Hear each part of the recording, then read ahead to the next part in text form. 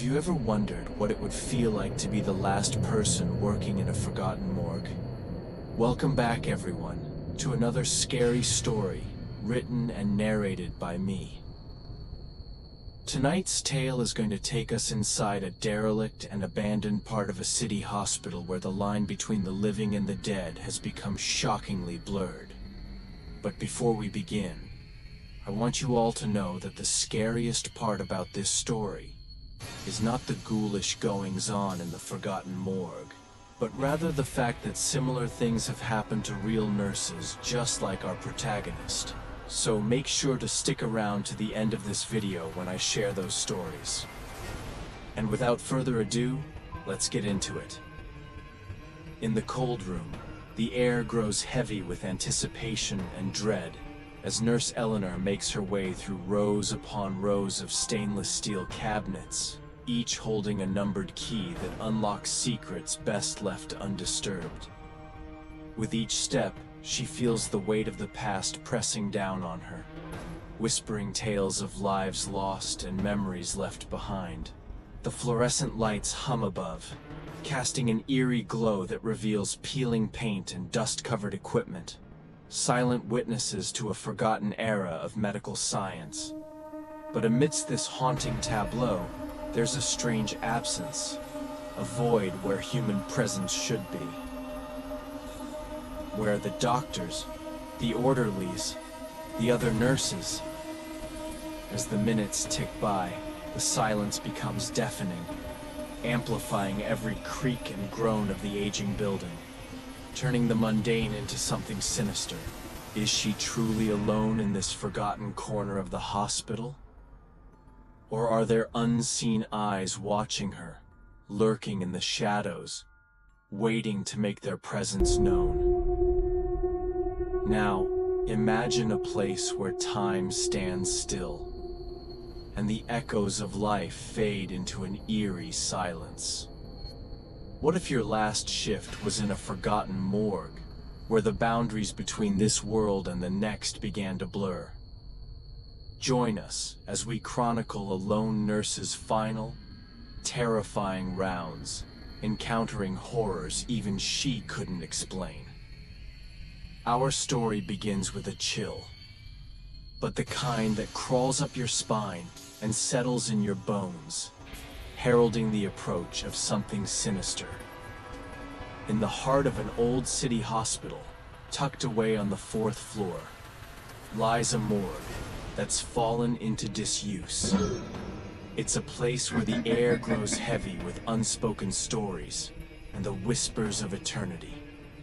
Here, amidst the stainless steel tables and the chilling hum of preservation machines, the boundary between life and death seems uncomfortably thin. Nurse Eleanor, a woman seasoned by years of service and etched with the weariness of countless late shifts, finds herself on her very last rounds. Her steps echo in the cavernous space, a lonely cadence in the grand symphony of silence. Tonight is not like any other. There's a finality to it, a closure that hangs in the air like the scent of antiseptic. She's checking the cold room one last time, ensuring that each drawer is locked, each body accounted for. It's a ritual she's performed countless times before, yet tonight it takes on a different feel. You see, the hospital's administration has made the decision to convert the 4th floor into modern patient care facilities. However, due to budget constraints and staffing shortages, the transition hasn't been smooth. While the renovations on the other wards are almost complete, the 4th floor remains untouched, a silent testament to the institution's evolving needs. The once bustling corridors are now eerily quiet, the gurneys and equipment removed, leaving behind a sterile emptiness. The staff, including the doctors and orderlies, have been reassigned to other departments, their laughter and chatter replaced by the distant hum of activity from below. Nurse Eleanor, nearing retirement, has been left behind to oversee the final preparations, a caretaker of the dead in a dying hospital. She moves through the dimly lit space, her footsteps the only sound breaking the oppressive silence. The fluorescent lights buzz overhead, casting long, distorted shadows that dance and flicker like flames in the darkness. In the cold room, the stainless steel cabinets stand in stark rows, each holding a numbered key that unlocks secrets best left undisturbed. The keys jingle softly as she checks each drawer, a mournful symphony in the vast emptiness. As she works, she can't shake off the feeling that she's not alone. Is it the fatigue of 1,000 late shifts catching up to her? Or is there something more at play in this forgotten corner of the hospital? With each passing moment, the weight of the past grows heavier, pressing down on her like a shroud. The morgue is not just a place of work. It's a repository of memories, of lives lived and lost. The bodies here are more than patients. They're individuals with stories, families, dreams. And as Eleanor checks the cold room, she's not just verifying their presence, she's paying her respects, saying goodbye to the residents of this forgotten ward. As the night deepens, the temperature drops. Not enough to raise goosebumps, but enough to make her pull her cardigan tighter. The silence is deafening, broken only by the soft hum of the refrigerator in the corner. Outside, the city sleeps, oblivious to the quiet drama unfolding within the hospital walls. Inside, though, time seems to stand still. The ticking clock on the wall serves as a grim metronome, counting down the seconds until midnight. And then it happens. A noise, barely audible, yet enough to shatter the fragile quiet. A cough, a whisper, a footstep. Eleanor freezes, her heart pounding against her ribs. Did she imagine it? The hair on the back of her neck prickles. She's not alone. But when she turns, there's nothing there. Just rows upon rows of cabinets, silent and unyielding. Was it the draft from the open window? A pipe groaning under the weight of the old building? Or was it something more sinister? Something lingering in the shadows, watching her every move? The rational part of her mind tells her to dismiss it, to continue with her rounds, to focus on the task at hand. Yet her instincts scream at her to leave, to run, to escape the growing sense of dread that's settling over her. But fear is a luxury she cannot afford. Her shift ends soon, and she must finish her rounds. So with a deep breath and a forced calm, she continues on, her eyes scanning the periphery, her ears attuned to the slightest sound. In the eerie silence that follows, she can almost hear her own heartbeat echoing in her ears. The fluorescent lights flicker, casting grotesque shadows that writhe and twist like tormented souls. Each step she takes brings her closer to the unknown, deeper into the labyrinth of the forgotten morgue.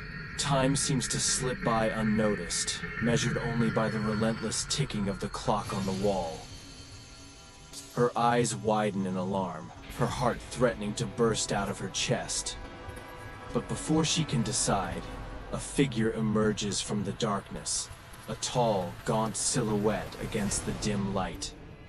Eleanor gasps, her voice catching in her throat. "Who's there?" she calls out, her voice trembling. The figure doesn't answer. It just stands there, motionless, watching her.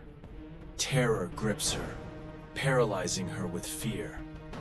She wants to scream, to run, but she can't. Then slowly, the figure begins to move. It takes a step towards her, then another. With each movement, Eleanor's fear grows. She tries to break free from its grasp, but it's too late. The figure is upon her, and in the ensuing struggle, She sees its face. Then she sees the hands, or what's left of them, gnarled and twisted, like the branches of a dead tree. The sound echoes through the empty morgue, bouncing off the cold steel surfaces. The creature is strong, relentless, and as it drags her towards the stainless steel table, she knows she's in grave danger. Fumbling for the keys, she desperately searches for a way out. But the more she struggles, the deeper the creature's grip on her becomes. Finally, as it reaches for her, she manages to find the key. The drawer won't open. Panic surges through her. She needs to escape, to find help, but her efforts are futile. The creature is upon her again, its icy fingers tightening their hold. As darkness envelops her, she thinks of her family, of the life she's leaving behind, of the unfinished tasks, the dreams, the hopes. Everything slips away as the creature's icy touch envelops her completely. And then, silence. In the cold room, the forgotten nurse lies sprawled on the stainless steel table, her face drained of color, her eyes wide and staring. The keys lie scattered around her, glinting coldly in the dim light. The creature, its thirst for life momentarily quenched, slouches beside her, its emaciated form merging with the shadows.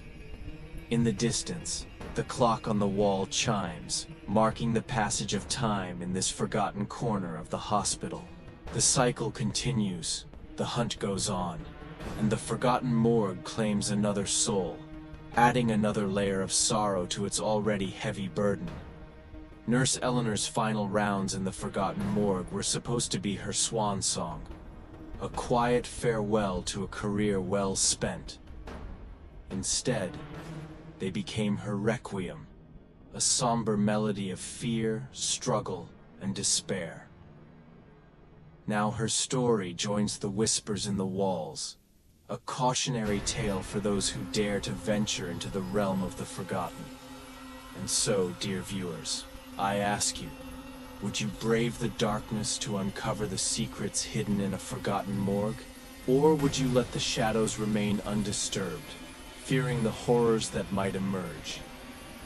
Share your thoughts in the comments below, and remember, some places are best left unexplored. Before we go, I want to tell you all about some similar incidents that have occurred in real hospitals. And to my regular viewers, please remember to show your support, because it helps keep me motivated and inspired to write more stories for you all. Thanks for watching. Like and subscribe.